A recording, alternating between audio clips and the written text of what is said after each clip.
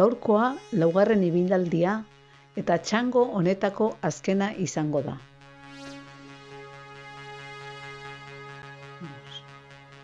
Talde handiak La Ventanako portuan eman dio hasiera Peñalas Cuevasko etapari, eta B taldea Torrebarrioko herrira joan da bere ibilaldia egiteko.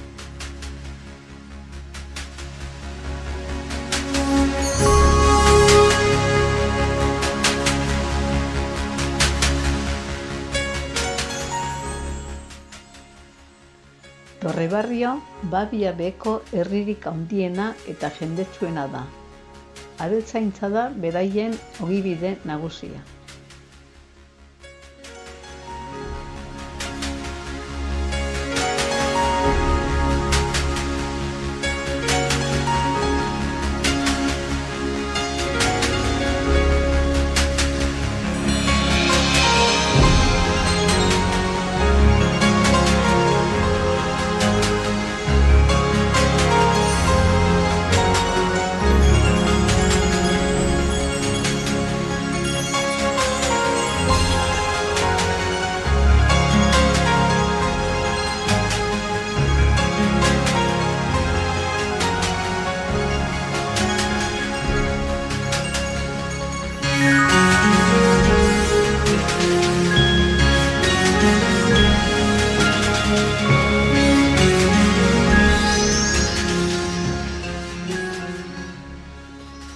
Gaurkoan ere leku berriak ezagutu eta inguruan ditugun parajetaz gozatu ondoren, mahai inguruan elkartu gara ekarritako janaria dastatzeko.